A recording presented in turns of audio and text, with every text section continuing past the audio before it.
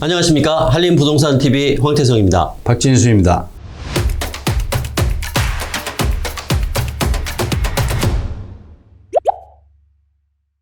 오늘은 윤석열 정부가 첫 번째로 내놓은 부동산 대책이죠.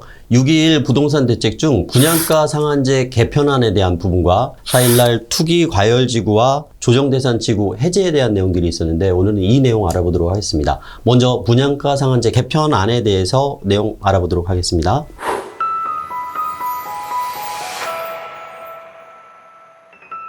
분양가 상한제 개편을 이제 윤석열 정부 선거 때 선거 공약으로 이제 나왔던 이야기들인데요. 이제 거슬러 올라가 보면 윤석열 정부의 부동산 정책, 이것은 문재인 정부에서 강력한 이제 드라이브로 규제 정책을 폈던 그런 정책들의 부작용으로 집값 상승, 투기 과열 뭐 이런 것들을 잡는다고 펼쳤던 정책 중에 하나가 분양가 상한제였고, 네. 조정 대상 지역을 이제 확대를 해서 전국에 약 한 300여 개 정도의 지역을 묶어놨었죠.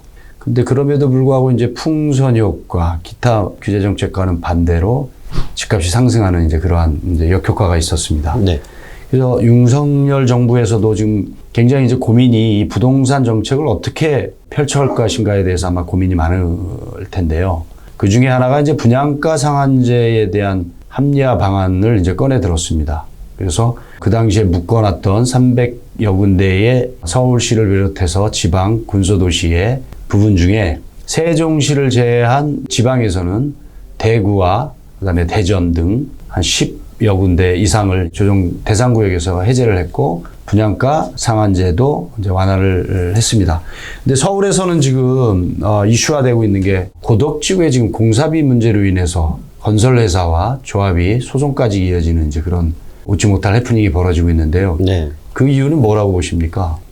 아무래도 토지비 상승, 건축 자재비 상승 부분들 때문에 건축 단가와 그다음 분양가가 맞지 않는 부분들이 가장 큰 이슈가 되는 것 같습니다. 말씀하신 대로 지금 이제 건축비, 건축 자재비 상승으로 인해서 또한 인건비 상승으로 인해서 지금 공사비가 그 전에 이제 계약했던 공사비 단가로는 현재 수행을 하게 되면 이제 마이너스가 나오는 상황이 이제 되어버린 거죠. 이게 지금 저희가 전국에 140개 현장에 용역을 하고 있는데 그 중에 이제 한 30여 개의 대규모 현장들은 공사비 분쟁을 지금 하고 있습니다. 이제 어쩔 수 없는 이제 공사비에 대한 문제로. 네. 그 이유를 좀 간단히 좀 설명을 드리자면, 미국발 지금 금리 인상, 그 다음에 우크라이나 사태, 식량뿐만 아니라 이제 건축 자재의 원활한 물류 이동에 문제가 생기는 바람에 지금 건축 자재비의 상승이 이제 일어나고 있습니다.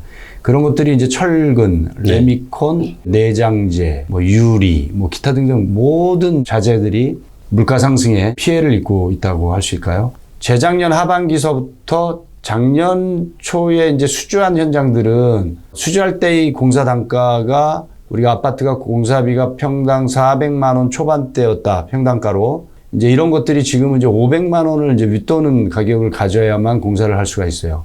그러면 예를 들면 아파트 한 1000세대가 만약에 연면적이 한 3만 평이 된다. 400만 원으로 이제 수주했던 단가로 치면 3만 평이 432, 1200억이면은 공사를 진행을 할 수 있었는데 이게 100만 원이 더 올라갔어요. 한 30% 상승을 해버렸어. 500만 원을 가져야 돼요. 그러면 5, 3, 15, 1500억을 가져야 돼. 그럼 300억이라는 공사비 상승이 자연스럽게 돼버린 거예요. 그럼 300억이라는 공사비 상승을 3만 평으로 나누게 되면 이게 수치가 굉장히 큰 숫자거든요. 그러면 세대당으로 보면 우리가 34평 기준으로 해서 보면 가구당 3,400만 원의 공사비 상승 효과가 있다라는 거죠. 지금 이러한 현상들이 불과 1년 한 반 사이에 일어난 거예요, 지금. 예, 곳곳에서 일어났죠. 그래, 이게 누구의 책임이라고 할 수도 없는 거고요. 이게 국제적인 어떤 거시경제나 내수경제나 이런 것들이 문제가 이제 발생이 되면서 일어나는 현상이기도 합니다. 이게 부동산, 우리 관련돼서 건설 쪽만이 아니고 또 많은 분야의 사회 전반적인 분야의 경제에 미치는 지금 영향이 굉장히 크다. 그래서 한 번에 0.75%의 금리를 인상시키고 미국에서 지금 현재 그다음에 이제 달러나 기타 이런 것들이 우리 원화 가치가 지금 상승이 되는 바람에 1,300원을 지금 넘어가고 있습니다. 또 이 수출을 해서 우리가 대한민국 경제를 이끌어가는 나라이기도 한데 우리 원화 가치가 1,300원을 웃도는 바람에 물건을 아무리 만들어서 많이 수출을 해도 마이너스 경제 성장을 해야 되는 그러한 일들이 또 벌어지고 있습니다. 우리가 과거로 올라가 보면 이제 IMF 때도 그런 현상들이 있었고요. 우리나라 국영기업을 다 팔아서 위기를 극복하는 시절이 있었고 금모으기도 있었죠. 네. 리만 사태도 또 그런 문제들이 있었고. 그래서 지금은 그러한 사태들이 세계의 이 거시적인 이제 경제에 따라서 우리나라에 미치는 영향이 크다라는 것을 또 느낄 수 있는 부분입니다. 이게 분양가 상한제 이야기를 하면서 이제 거시경제 얘기도 하고 바깥에 뭐 우크라이나 전쟁 얘기도 하고 지금 우크라이나 전쟁으로 인해서 밀가루 값, 곡식 식량 문제 커졌고요. 그다음에 이제 가스, 러시아의 가스에 유럽에 지금 가스 공급에 원활하지 못한 상황으로 인해서 이제 가스 값이 올라가다 보니 유럽에서 지금 수입해 오는 건자재의 타일이나 독이나 뭐 기타 이런 부분들은 가스를 가지고 열을 가해서 이제 굽는 제품들이거든요. 네. 그럼 이제 그러한 부분들이 또 원가에 영향을 미치기도 하고요. 그러니까 우리가 생각지도 못하는 이런 일들이 지금 벌어지고 있습니다. 도미노 현상처럼 퍼지고 있습니다. 예. 그래서 이제 경제의 이러한 부분들이 부동산 정책과 또 맞물려 들어오는데 자재비 상승 이게 이제 또 이슈가 되고 있습니다. 어떤 경제에 돌아가는 상황을 비추어 봐서 민간 택지 이제 분양가 상한제가 우리 부동산의 완화 정책에 대해서 같이 한번 연계해서 한번 들여다보도록 하겠습니다. 네. 분양가 상한제를 해제를 한다라는 것은 왜 해제를 하려고 윤석열 정부가 카드를 꺼내 들었을까요? 전 정부에서 분양가 상한제, 그다음에 조정 대상 지역을 계속 풍선 효과를 막기 위해서 확대해 나갔죠. 네. 그런데 그게 먹혔나요? 아니요, 역효과가 났죠. 그래서 그런 것들을 좀 걷어내서 집값을 한번 안정화시키겠다라는 출발인 것 같고요. 그럼 이제 분양가 상한제의 그 많던 지역들, 이제 서울 같은 경우에는 이제 일단은 예외 지역이기도 하지만 네. 지금 현재 지방 부분들은 해제를 지금 한다고 지금 발표를 한 겁니다. 전에 했던 이제 서울시의 대상 지역 322개 동, 경기하고 해서 3개시 13개 동을 규제를 했던 지역이고요. 네. 한번 보시고. 그래서 이제 개편의 이전에 이제 분양가 상한제는 뭐 택지비, 건축비, 뭐 가산비 요거를 적용을 해서 원가에 분양가 상한제에 적용을 하던 때였었는데 네. 택지비를 산정하는 그 부분들이 민간 택지는 감정평가로 진행을 했고요. 네. 뭐 공공택지야 분양하는 단가가 있으니까 그죠? 그걸로 진행을 했고 특히 이제 민간 택지 중에 재개발, 재건축의 택지들은 사고 파는 게 아니고 있는 걸 허물어서 다시 짓는 거기 때문에 감정평가를 했다라는 얘기죠. 감정평가를 어디서 했을까요? 한국 부동산원?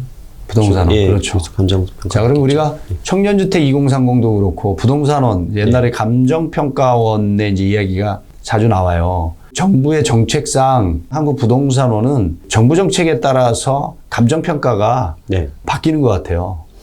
뭐 지금 웃으시는데 이제 그 의미가 집값을 잡기 위해서 부동산 분양 가격을 낮추기 위해서는 택지비의 감정평가 가격을 낮추게 되면 네. 분양 가격을 낮추게 되겠죠. 자, 그러면 분양가 상한제를 풀어준다라고 하는 것은 또 뭐죠? 민간 택지의 감정평가 가격을 올려주겠다는 얘기죠. 이제 올려주겠다라는 게 아니고 우리 민간 소비자들은 거래되는 시세 가격을 반영만 해줘도 되는 거거든요.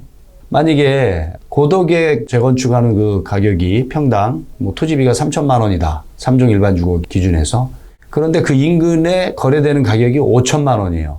자, 그러면 부동산원에서 감정하는 3천만 원이 그 전에 옆에서 거래되는 5천만 원보다 컸었습니까? 많이 낮았어요. 네. 그죠? 그러니까 이미 신규로 분양하는 주택 가격들은 정부의 정책에서 이미 컨트롤을 하고 있었다라는 이야기입니다. 그래서 지금 이게 완화를 해준다라고 그러는데 사실은 분양가 상한제 이거 풀어준다. 그래서 민간 택지나 건축 자재비 반영해주겠다. 자유시장 경제에서 거래되는 가격 100을 놓고 봤을 때 90도 안 되는 수치로 적용을 하는 거예요, 사실은. 이미 이 정책상 집값이 높게 상승하는 것을 컨트롤하는 역할을 하고 있었다라고 해석을 하면 되겠죠. 좀 이해가 가시죠? 네. 그래서 뭐 지금 택지비 산정위원회를 설치한다. 그래서 이거 이제 디테일하게 준공 20년 내, 준공 10년 내 이렇게 나누고 있는데 결국 뭐라고 그랬죠? 부동산원의 단독 심사를 민간 택지비 산정위원회를 만들겠다. 그러면 아까 얘기한 대로 시장 경제에서 거래되고 있는 가격으로 반영을 할 수 있도록 만들겠다. 뭐 이런 내용이에요. 그죠? 그렇게 판단을 하시면 될 것 같고요. 이게 반대로 이제 규제를 하겠다라고 하면 이 산정위원회가 규제위원회가 되겠죠. 네. 맞잖아요. 그죠? 청년주택 2030 할 때 청년주택 2030은 어떤 거였죠? 용적률을 완화를 해줌으로 인해서 얻어지는 일정 부분들을 공공임대주택으로 받고 나머지를 민간임대를 하는 것도 심의위원회에서 서울시 심의위원회에서 심의를 해서 임대가격을 산정하겠다. 시중에 임대되고 있는 가격의 한 90% 선에서 할 수 있도록 유도하겠다 그랬는데 그 당시에도 문제가 뭐였냐면 이제 부동산원 얘기가 또 거기서 또 나옵니다. 자, 역세권, 그 역세권이었죠. 역세권 청년주택. 그럼 역세권으로부터 350m, 500m 이제 확대되면서 역세권 주변에 임대를 해주는 샘플링을 한 3군데를 해보니까 20년 이내, 10년 이내에 개발한 임대주택이 없어요. 임대하고 있는 것들이. 다세대 다가구, 슬럼화된 지역에 세대당 30만원, 35만원, 40만원 이렇게 하고 있는 임대가를 샘플링을 해서 부동산원에서 내놓은 거예요. 그럼 10년이 지난 지금 개발하고 하고 있는 것들을 샘플링을 35만원짜리로 샘플링을 하게 되면 임대가가 신규로 보급되는 주택가격의 90%로 적용되나요? 아니었거든요. 이제 이런 문제로 인해서 청년주택 2030도 시장 경제에 맞지 않는 불합리한 부분들이 있어서 시행이 안 되는 부분들이 사실 많았던 거예요. 네. 예. 자, 그렇다라고 보면 이러한 위원회가 정상적인 역할을 해야 된다고 하려면 어떻게 해야 되죠? 주변에 여기 보시면 뭐 500m 이내 이런 걸 이제 따지잖아요. 네. 자, 그러면 500m 이내에 거래가 없었어. 감정평가를 해야 되는데, 그 다음에 거래가 없고 잠잠하던 지역이야. 그러니까 감정평가나 이런 가격들이 편차가 없다 보니까 그냥 10년 전 가격이나 이대로 그대로 있어. 그럴 수도 있거든요. 네. 일률적으로 올린다고는 하지만 거래가 없는 지역이나 개발이 없는 지역의 땅값은 변동폭이 적어요. 이제 그러한 것들을 어떻게 반영을 할 것이냐. 그래야 개발이 되지 않겠습니까? 네. 네.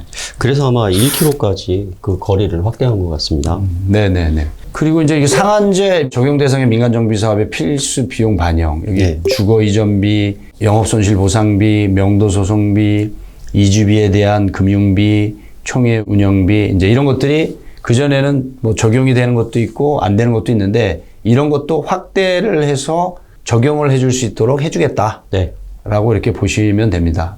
개편 현황에 대한 상한제 적용 대상 민간정비 사업에서 정비사업 등 필수 비용 반영 예시를 한번 했습니다. 그래서 주거 이전비, 영업손실비, 이주비 대출 이자에 대한 실제 발생 이자 반영. 요거에 대한 것은 표를 한번 참고를 해주시면 되겠습니다. 네.